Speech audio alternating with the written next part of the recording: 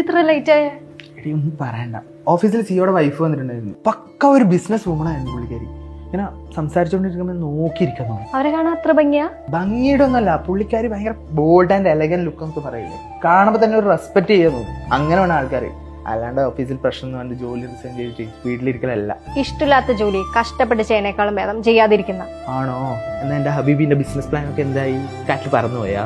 എങ്ങും പോയിട്ടില്ല, ഞാൻ എന്തായാലും തുടങ്ങും. അപ്പൊ ഈ കുച്ചിച്ചവരൊക്കെ വരും, നോക്കിക്കോ. ഓ, ഞാൻ കുളിച്ചിട്ട് വരാം. അനു, അനു, എന്താ? എന്റെ ലാപ്പ് യൂസ് ചെയ്തായിരുന്നു? ആ ചെയ്തു. ഞാൻ വർക്ക് ചെയ്തോണ്ടിരുന്നായിരുന്നു. അതാണ് ഫയലും സേവ് ചെയ്തില്ല. ഇനി എനിക്ക് ആദ്യം മുതൽ എല്ലാം പണിയണം. ഇനി മേലെ എന്റെ പെർമിഷനാണ് ലാപ്പ് എടുത്താലുണ്ടല്ലോ. നിന്നോട് പറഞ്ഞു ഒരു കാര്യമില്ല.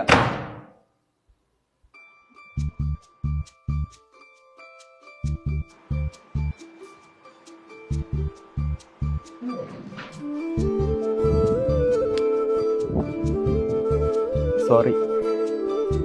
എടി, നമുക്കൊരു സ്ഥലം വരെ പോയിട്ട് വരാം. എവിടെ? അതൊക്കെ ഉണ്ട്. ബാ ബാ വാടി വാ. അല്ല, നമ്മളെന്തിനാ ഇങ്ങോട്ട് വന്നേ? നിനക്ക് ലാപ്പ് വാങ്ങാൻ. ശരിക്കും? ആ വാ. ഇത്രയും വിലയുള്ളത് വാങ്ങണോ? പല സെക്കൻഡ് ഹാൻഡ് വാങ്ങിച്ചാ പറയാം. എടി, അത് കുഴപ്പമില്ല, നീ നോക്കി എടുത്തോ. നമുക്ക് വർക്കിംഗ് വുമൻസിന് വേണ്ടിയിട്ട് സ്പെഷ്യൽ ഓഫറും കാര്യങ്ങളൊക്കെ ഉണ്ട്.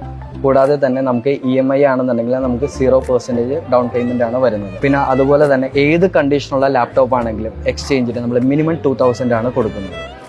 ഓ, അത് കൊള്ളാലോ. എന്തായാലും ഒരു നല്ല കാര്യത്തിന് വേണ്ടിയല്ലേ, നീ നല്ലത് നോക്കി തന്നെ എടുത്തോ.